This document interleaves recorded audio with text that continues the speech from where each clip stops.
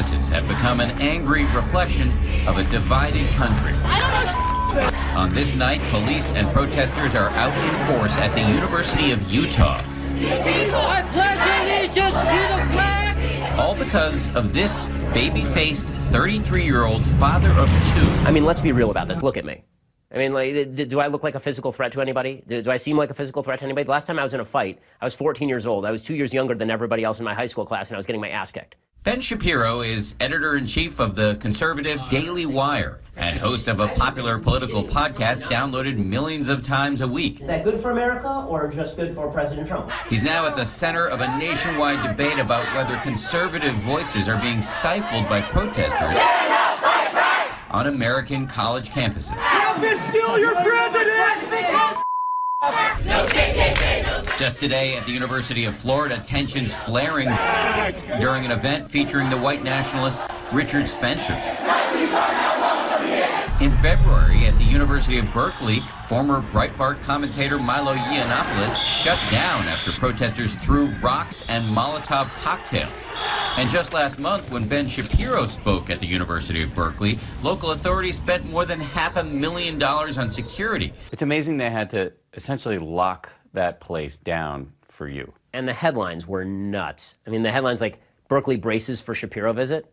Really? Was I the one who's going to be smashing ATMs? Indeed, just 3 hours before he's supposed to take the stage at 7 o'clock here in Utah, Shapiro says there are reports of possible violence. I'm hearing some rumors that there may be some people who try to bring weapons tonight, which would just be ridiculous and awful. I don't want to be getting killed at my lectures. A fellow conservative podcast host claims he's captured this undercover video of self-described Antifa members allegedly handing out knives and talking about luring fans of Ben Shapiro to their car where they allegedly had guns. I mean, this is insanity. Shapiro says this all speaks to a liberal hysteria on American campuses. So your view is this is political correctness run amok? Yeah, I mean, it's the furthest extension of political correctness. That when you say something, that it's not just me disagreeing with you, it is me destroying your identity as a human being in a way that is akin to violence. Let me just read you from the statement that the folks who want to shut you down put out. They said, Ben Shapiro has openly called transgender people mentally ill. He portrays the great gay rights movement as a conspiracy to root out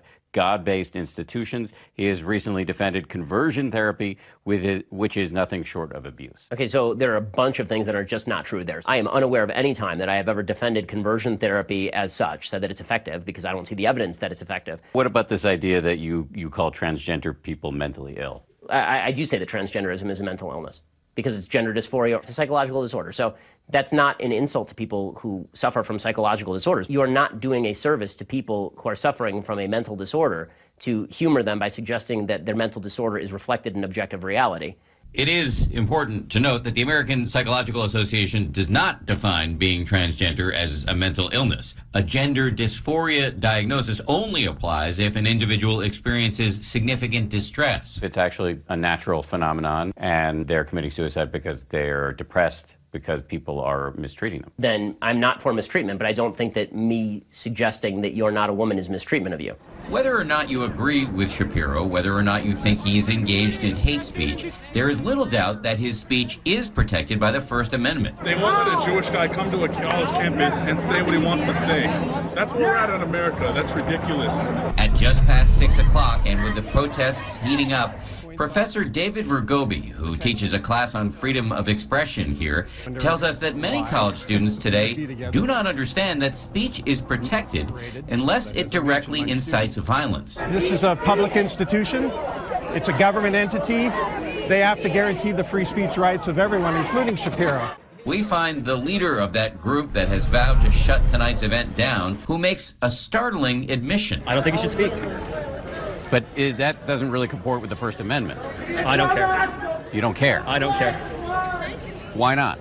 I don't think that's a relevant document right now. The Constitution is not a relevant document? This thinking may help explain the increasingly violent protests against conservative speakers on campus. By shortly after 7 p.m. here at the University of Utah, Ben Shapiro is backstage ready to go on after his security team sneaked him into the building.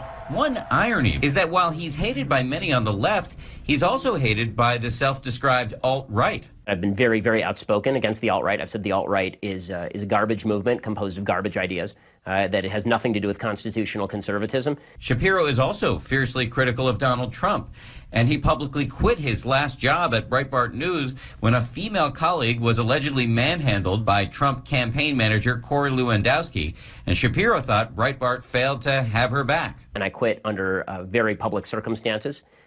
Because Breitbart had been turning itself into a Trump propaganda arm, and the alt-right really liked President Trump, or then candidate Trump. What kind of blowback have you received? Well, I mean, aside from the 7,400 odd anti-Semitic tweets that I received from March to November of last year, death threats in the mail, death threats on my phone, death threats at my business phone. Which is why Shapiro finds it hard to believe that protesters call him a white supremacist. That is the stupidest thing I have legitimately ever heard. I keep hearing this, and I keep wondering, was it the yarmulke that gave it away? Shapiro has been interested in politics for as long as he can remember. I found a paper from when I was like 10 or 11 talking about the Clinton impeachment, so I assume that I was into it even then. Shapiro went on to start his own nationally syndicated column at age 17. His parents had to sign the contract for him. He graduated UCLA at age 20, put out 2 books by age 21, and graduated Harvard Law at age 23. As Shapiro takes the stage in Utah, it immediately becomes clear that all of his time on elite campuses apparently did little to temper his conservative views, in particular on what he calls America's culture of victimization. On stage, he inserts himself into some of the most heated debates in our divided country, from police shootings to the NFL kneeling controversy. Is racism real? Yeah, of course racism is real. But I don't think institutional racism is necessarily real. So yes, of course there are racists. And racist cops who shoot black guys for no reason should go to jail, and they should throw away the key. But this idea that's put out there by these kind of broad statements about America being a discriminatory, racist country, I don't know how that helps anything, and I don't think it's actually true. Isn't that to ignore our history? It's inarguable that slavery existed, and 100%. after that, Jim Crow. Yes. You want to talk about Jim Crow and slavery? Of course. The question is, what is the remedy now? Is the remedy now to blame people who are living today who had nothing to do with Jim Crow or slavery? I didn't hold slaves, did you? As Shapiro holds forth inside the lecture hall, outside, scuffles break out in the crowd. The hierarchy of victimhood goes something like this. If you're LGBT, and Q, then we suggest that you are at the very top of the victimhood hierarchy. And then black folks, and then Hispanic folks, and then women, and then Jews, and then Asians, and then way down at the bottom, white straight males. Does it ever strike you as somewhat off to be in a room kind of making light of victim culture and having this kind of hearty laughter and looking around and seeing that the vast majority of the faces are white? No, because I've said the exact same thing in front of faces that were not white. So I've been very consistent about this. I know it's not that you change your message, it's just that it seems to resonate mostly with white people. I don't think that that's true. I mean, I think that I wish I were invited to more crowds that were more racially diverse. That'd be great. No one got hurt tonight, but 2 protesters did get arrested, even as a man caught in the white-hot center of the madness that is American politics today. He says he is optimistic. We're at such a divided and venomous time in this country. You're right in the middle of it. Do you have any optimism that it'll get better anytime soon? Yeah, I think there's going to be a backlash. I think that there's going to be a strong backlash for people who are tired of it and want to stand up for basic rights that we can all agree on. For Nightline, this is Dan Harris. Is to demonstrate her own ignorance. You want to know who is in the pandering business? Somebody who is hailed by the left as a moral hero is Jimmy Kimmel. So Jimmy Kimmel was hailed for the past 3, 4, 5 weeks, ever really since the Obamacare attempts by the senator from what's the name of the senator who was on his show? In any case, I can't remember the name of the senator for Bill Cassidy. In any case, the Jimmy Kimmel did a whole rant about Bill Cassidy and Obamacare, how terrible it would be if Obamacare were repealed. It was evidence-less. It was fact-free. I did an entire rebuttal of it here on the show that went viral. And Jimmy Kimmel has been hailed as a moral leader because he spoke out on gun control and because he spoke out on health care. And he accepted this mantle. He obviously thinks that he has a voice in this. He's not just a comedian. He has a voice in this. And as a citizen, he feels the necessity to use his platform. Now, He has every right to do that, right? He has every right to do this whole thing. What I said was, when Jimmy Kimmel did this routine, that he was the moral arbiter for the country, and he posed himself as that, right? He said things like, "You're immoral if you disagree with me." This was the implication of his Las Vegas rant, that if you disagreed with him, you were immoral. You want people to die because you're being paid off by the gun lobby. We went through it in detail here on the show. You pose yourself as the moral voice of the country. I said, who died and made Jimmy Kimmel the moral arbiter? Well, because that went viral, Jimmy Kimmel, without responding to me by name, responded to me directly on one of the Sunday shows. Here was Jimmy Kimmel responding, and I want you to know, who do you think is pandering here? Who do you think is pandering?